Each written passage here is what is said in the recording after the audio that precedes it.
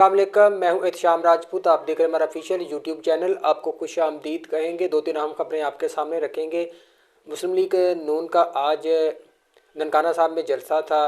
उसमें सरकारी मशीनरी का बेदरेग इस्तेमाल किया गया। सीओ एजुकेशन ने किस तरह सरकारी मशीनरी को मुस्लिम लीग नून का जलसा कामयाब बनाने के लिए इस्तेमाल किया, और डीसीओ और एसी हजरात ने जिस तरह मुस्लिम लीग नून के लिए आज मेहनत की है, उसकी तफसीलात आपके सामने रखेंगे और वीडियो सबूत आपके सामने रखेंगे कि किस तरह सरकारी स्कूलों के बच्चों को, टीचरों को जलसे गाह में लाया गया। उसकी तफसीलात भी आपके सामने रखेंगे। और कल मुस्लिम लीग नून की NA 130 में रैली थी। नवाज शरीफ जिस हल्के से इलेक्शन लड़ रहे हैं, उसमें क्या कुछ हुआ, अवाम ने किस तरह से नवाज शरीफ को मुस्तरद किया, उसकी तफसीलात आपके सामने रखेंगे।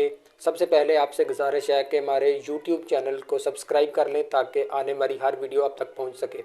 अब आपको बताते हैं कि NA 112 ननकाना साहब में मुस्लिम लीग नून का जलसा था। नवाज शरीफ ने उस जलसे में शिरकत की। ये जलसा एक सियासी जमात का नहीं लग रहा था। ऐसे लग रहा था जैसे हुकूमत में किसी पार्टी का जलसा हो, वो इस हुकूमत का हिस्सा है और उस पार्टी का जलसा हो। जिस तरह से सीओ एजुकेशन वहाँ पहुँचे, आप इस वीडियो को मुलाहिज़ा फरमाएँ कि किस तरह से सीओ एजुकेशन मुस्लिम लीग नून के जलसे को कामयाब बनाने के लिए मुस्लिम लीग नून के रहनुमाओं के साथ तगोदो कर रहे थे। ये वीडियो आप मुलाहिज़ा फरमाएँ। है एहसन रफीक और उनके साथ डिप्टी और दीगर जो अफसरान है महकमा तालीम के, वो यहाँ पर पंडाल में यहाँ पर मुस्लिम लीग नून के जलसे को कामयाब बनाने के लिए सीओ एजुकेशन ने टीचर हजरात की ड्यूटी लगाई हुई थी। आपने बच्चों समेत वहां पहुंचना है।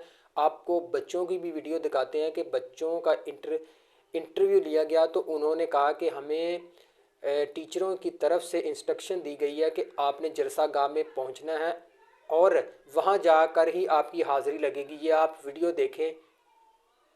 कौन से स्कूल में MCA में पढ़ते हैं, तो स्कूल नहीं गए आज बेटा? गए थे। हाँ, साल लेके आए हमारे यहाँ। सर लेके आए हैं? कौन से सर? शौकत साहब। कौन से? शौकत शाह साहब।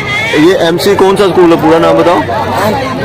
MCA स्कूल ननकाना साहब। अच्छा, शौकत साहब लेके आए हैं। क्यों? के पास कोई सरकारी ओहदा है ना, किसी सूबे की हुकूमत है, लेकिन इसके बावजूद भी उनको सरकारी प्रोटोकॉल दिया जा रहा है। सीओ एजुकेशन खुद वहाँ जलसे गाह में पहुँच कर सारे इंतजामात का जायज़ा ले रहे हैं। आप ये इस बात से अंदाज़ा लगा सकते हैं किस तरह इनको इक़्तिदार की कुर्सी पर बैठाने के लिए सरकारी मशीनरी का बेदरेग इस्तेमाल किया जा रहा है, और कौन इनके पीछे है जो ये सारा काम इनसे करवा रहा है। सरकारी जो मशीनरी है उनको इस्तेमाल करवा के एक सियासी पार्टी को फ़ायदा दिया जा रहा है, उसके जलसों को कामयाब बनाया जा रहा है। हालांकि ये जो प्रोटोकॉल है ये सिर्फ सरकारी अगर कोई तकरीबात हों तो उनके लिए होते हैं, लेकिन एक आम सियासी पार्टी के लिए सारा सिस्टम कैसे मैनेज हो रहा है आप देख रहे हैं। आपको वीडियो के ज़रिए भी दिखाया कि किस तरह से एक बंदे के लिए सारा निज़ाम नंगा हो रहा है, किसी को कोई फ़िक्र नहीं है। बच्चों की ड्यूटियां लगाई हैं कि आपने जलसागाह में पहुंचनी है। टीचरों की, ये टीचरें हमारे टैक्सों के पैसों से तनख्वाहें लेते हैं, लेकिन उनको सियासी मकासद के लिए इस्तेमाल किया जा रहा है। नवाज शरीफ की तकरीर इस जलसे में सुने तो वही पुरानी बातें, कोई नया मंशूर नहीं है। मैं लाहौर से जब रवाना हुआ तो रास्ते में सर्दी थी। मैंने सोचा कि मैं जलसा गाह में लाजमी पहुंचूंगा, अवाम मेरा इंतज़ार कर रही है। जैसे एक मेहमान किसी के घर जाता है तो वो सारी रदाद अपनी सफ़र की बताता है, वही हिसाब नवाज शरीफ का था। उन्होंने सिर्फ अपनी रदाद बताई कि मैं कैसे लाहौर से आया, मोटरवे से मैंने सफ़र किया तो मुझे पता चला कि ये मोटरवे मैंने बनाई है। ये बातें की और कोई बयानियाँ नहीं है।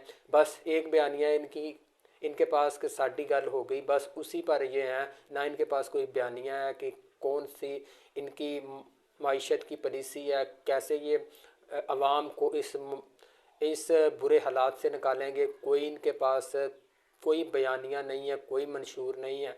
वही बातें, पुरानी बातें मुझे उन्होंने निकाला पाकिस्तान से, तो पाकिस्तान दवालिया हो गया, पाकिस्तान का हाल कोई नहीं रहा, तो मैं आऊँगा पाकिस्तान को संवारूँगा। वही पुरानी जो आप सुनते रहते हैं इनकी तकरीर। लेकिन ये जो निज़ाम एक बंदे के लिए मैनेज हो रहा है, आप देख सकते हैं कि किस तरह से एक बंदे को लाने के लिए सारा निज़ाम ही मैनेज हो रहा है, सारा निज़ाम एक बंदे की तरफ ही झुकता जा रहा है कि किस तरह से दूसरी पार्टी जो इसके मुखालफिन है वो अगर जलसा भी करती है तो उनके रहनुमाओं को पकड़ लिया जाता है, दफ़ा 144 लगा दी जाती है और उनकी जलसे की कुर्सियां उठा ली जाती हैं। लेकिन इधर माहौल ऐसा है कि सीओ एजुकेशन खुद पहुंचा हुआ है और डीसीओ एसी हजरात खुद प्रोटोकॉल के लिए पहुंचे हैं और पंजाब पुलिस उनको वहाँ से उनके घर से लेकर जलसा गाह तक जाती है और फिर घर वापस छोड़ के आती है। ये आप देख सकते हैं कि कैसा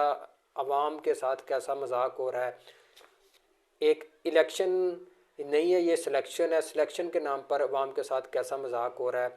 लाहौर में NA 130 में कल नवाज शरीफ ने रैली निकाली है। अवाम ने उनको एक बहुत अच्छा मैसेज दिया है। अवाम ने बिल्कुल शिरकत नहीं की। छोटी छोटी गलियों में, तंग तंग गलियों में नवाज शरीफ घूमता रहा अपनी गाड़ियां लेके। वहाँ अवाम की गाड़ियों से ज़्यादा सिक्योरिटी के जो उनके एहलकार थे वो थे, उनकी गाड़ियां थी। वो नवाज शरीफ और उसकी बेटी अवाम का इंतज़ार करती रही लेकिन अवाम ना पहुंची। नवाज शरीफ रास्ते में समोसे खाते हुए अपनी वीडियो सोशल मीडिया पर अपलोड करते हैं और बस खुद ही घूम घाम के सड़कों में आगे।